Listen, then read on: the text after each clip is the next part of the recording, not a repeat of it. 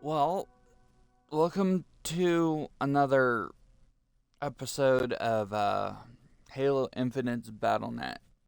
Now, I know it's technically the 26th and not the 25th, but this is the episode for the 25th.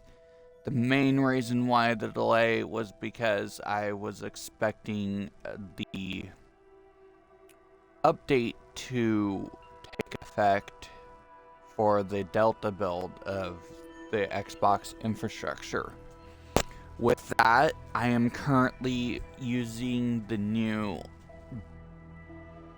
or revived broadcast system within the Xbox Guide itself instead of the Twitch app, which so far seems to be playing nicer with Halo Infinite than the Twitch app, mainly because Halo Infinite doesn't play nice with any suspend features.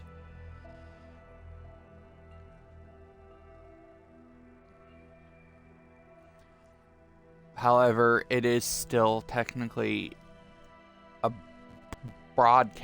beta broadcast system because, well, it was originally designed for Mixer, and now Xbox just tweaked it and working on getting it ready completely for Twitch instead. So, okay, so this week, what is there really? There's this, which kind of feels like ice particles or something, really.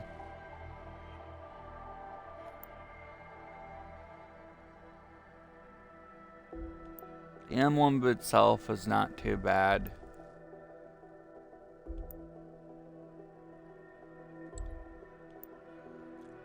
There's Buck's ODS T helmet from Halo 5,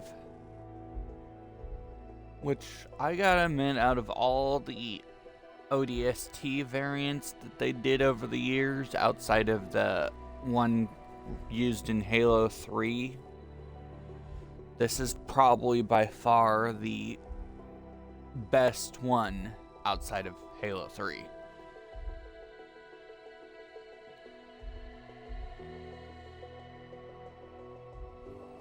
I'm probably gonna purchase it in a little bit. Here's today's daily. Nothing but a fucking toxic skin or a toxic gun in a toxic environment. Because that's basically what Halo is. Halo Infinite mainly is right now. And then there's this.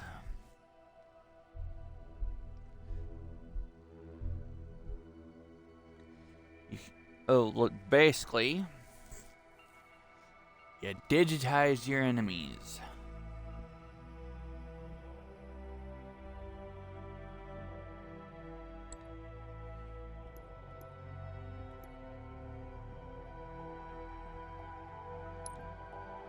And it is the final week of this, so if there's anything you're after still, I suggest you run out and do what you can to pursue it.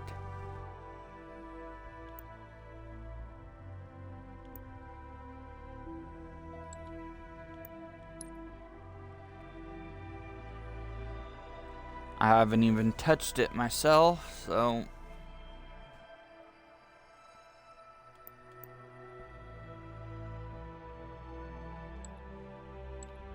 and of course, this is the weekly challenge. I mean, it's decent. It's not exactly a gold, but it's decent. It does kind of remind me of the version of the gun in campaign, though. Now, a friend of mine made an interesting comment.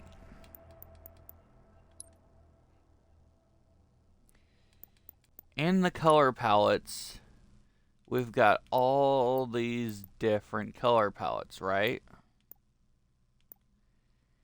And some of them seem to be the same exact color palettes for multiple things.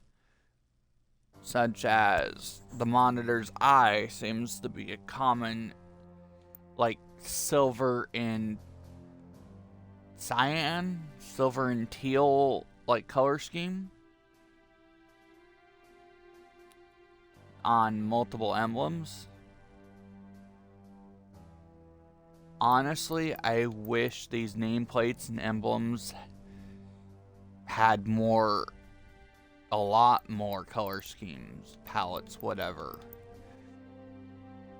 Because there's a lot of color palettes that I see on other nameplates and emblems that would look great on other ones that they're not on.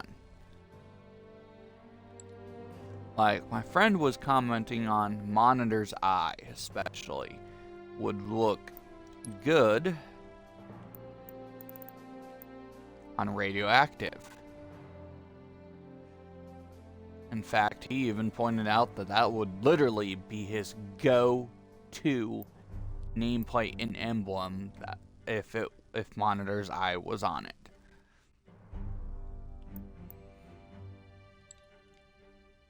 And I find myself in agreement for the most part.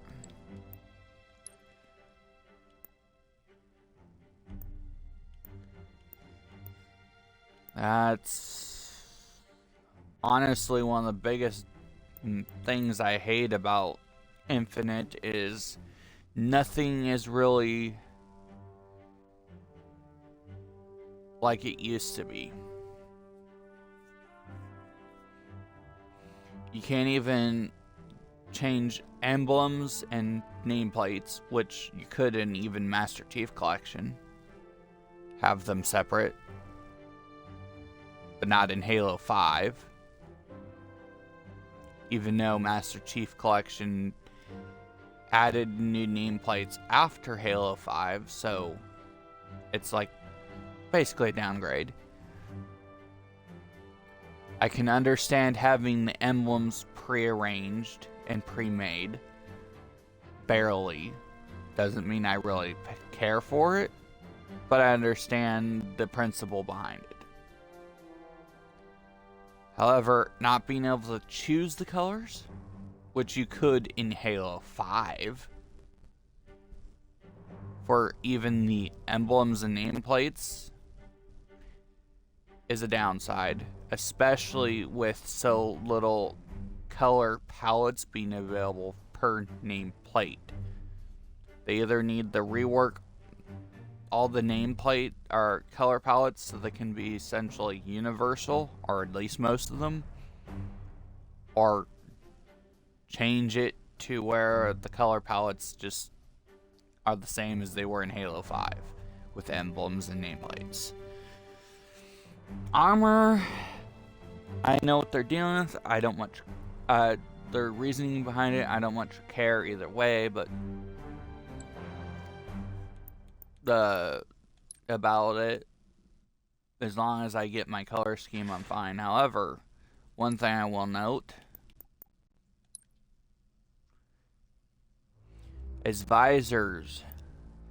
Visors are probably the one thing in Halo lore that essentially is universal out of all these things. In fact, in Halo lore, they talk about how you can take a Mark V or Mark V-B helmet and put it on a Mark VI armor and it'd still work and be completely compatible as far as the internal firmware and software. The materials the helmet itself is made out of will still stay the same, and it may weaken the shielding around the helmet from the rest of the armor, but that's about it. That's the only real difference. Same thing with the visors. Essentially, they're the same regardless. The only thing being the software and shape. So the fact that visors and helmets aren't universal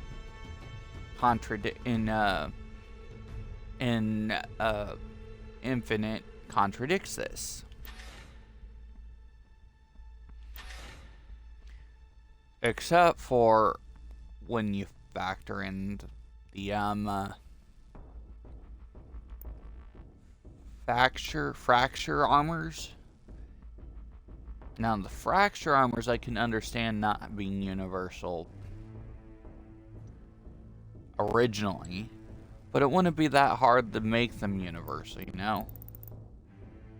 So I look at them like, come on, people.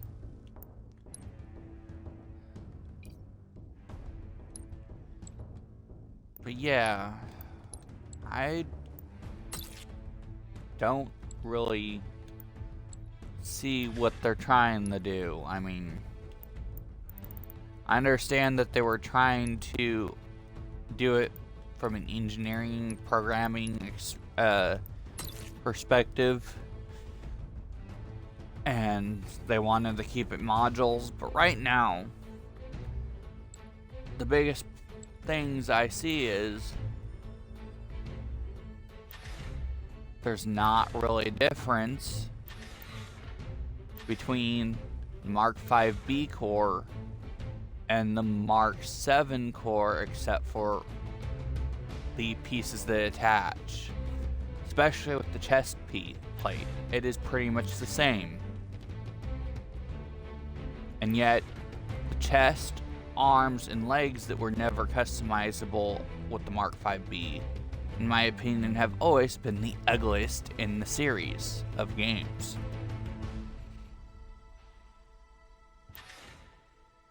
And yet, I kind of feel like I'm back to that for the most part, especially in the chest area.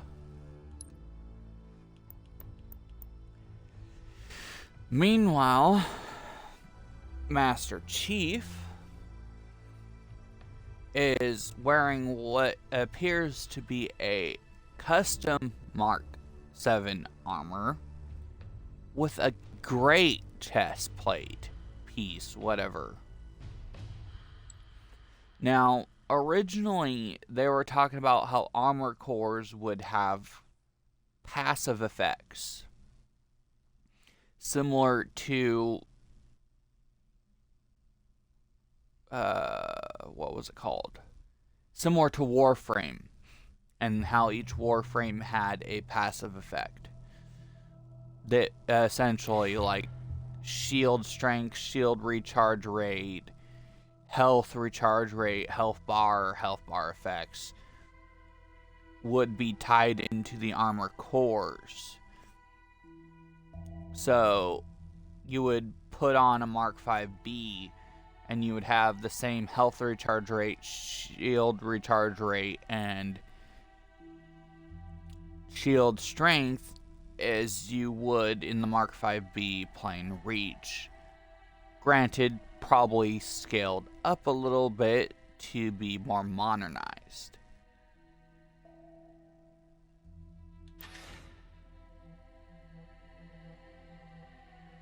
So, the fact that that's not a thing kind of makes the armor core system a waste of time, really. It's just not worth dealing with. And it was a cool idea. I mean, it would literally make armor cores not completely cosmetic, but change the way people play to a certain extent. Making armor cores more about how one plays more than anything. Of course, the rumor was Yori would have some sort of speed or sword based passive. Like something as simple as increased sword ammo efficiency or sword energy efficiency. So you'd swing the sword and you like use less or get a partial refund every time you miss or don't use the lunge attack type thing. Shoot, even just swinging the sword at all and missing something now consumes ammo / energy,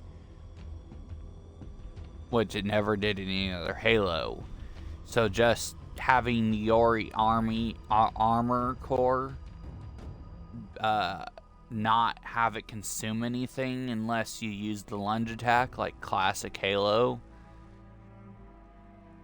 and maybe reduce how much it uses per lunge attack, or add additional, make it a faster swing or something for melee weapons instead of the increased efficiency would work.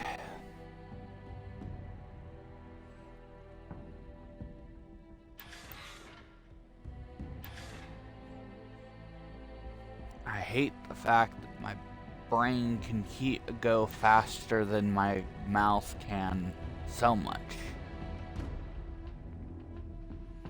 Okay, so from that point of view, even the hammer would actually, quick melee would be quick, like it was in classic Halo. However, we're likely about to see a actual Mark 5 core showing up soon in Season 2. Yes, I'm sure you're thinking, a Mark 5 core? Why would we want a Mark 5 core when we got the Mark 5B and the Mark 7? Think of it this way. It would basically be the Mark 5 from Halo Anniversary that Master Chief uses in it, but with many parts that can be changed out. And essentially, when you look at the Master Chief Collection, Season 2 in the Master Chief Collection focuses on CE and CEA content. So it would make sense that we would have that. However, I predict we will have a Mark 5 and Mark 6 core soon. But we may even end up with more variants of the existing cores, because there is the Halo Wars Spartan armor, which I can't remember if it's a Mark 4B or a Mark 5C.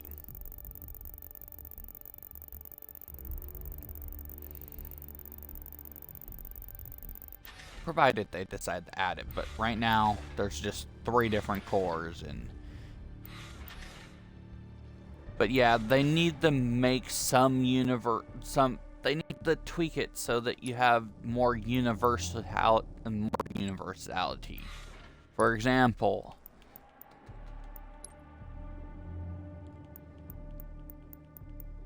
this helmet especially should not be restricted to the Mark 5B variant, period.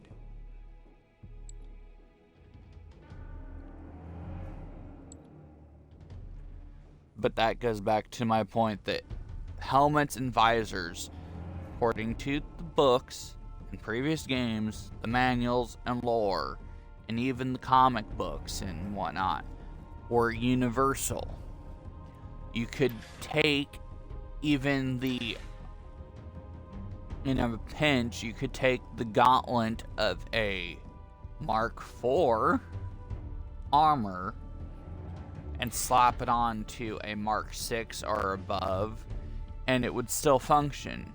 Granted, it wouldn't be as good as the original armor, because the original armor has armor plating that is and coatings and whatnot that's improved over time with each generation of armor, as well as improved circuitry and mechanical pieces that affect things like strength augmentation, agility augmentation, and shield strength and coverage and efficiency.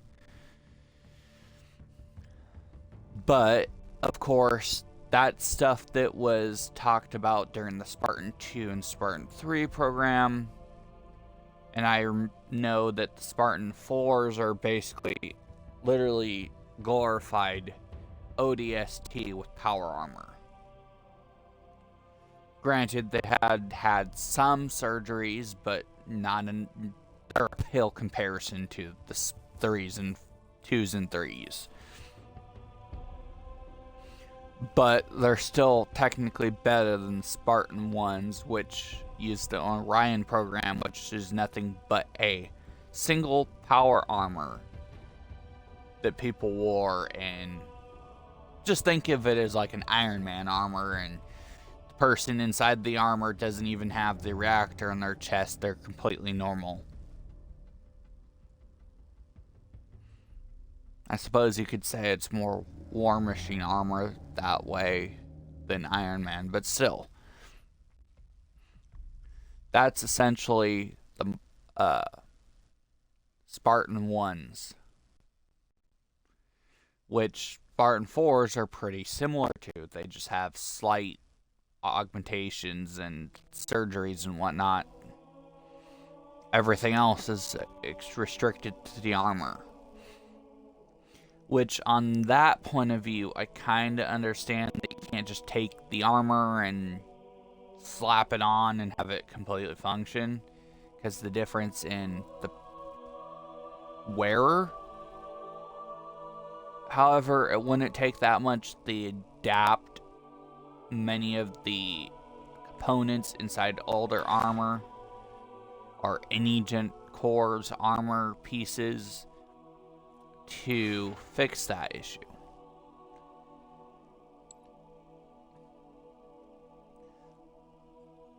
Anyway, so that's the end of this episode's rant and this episode's time frame. Seems like everything worked fine with this new beta feature. So I'll see you guys in a little bit, like maybe an hour, for those who will be joining me and for What's Newman. Till next time.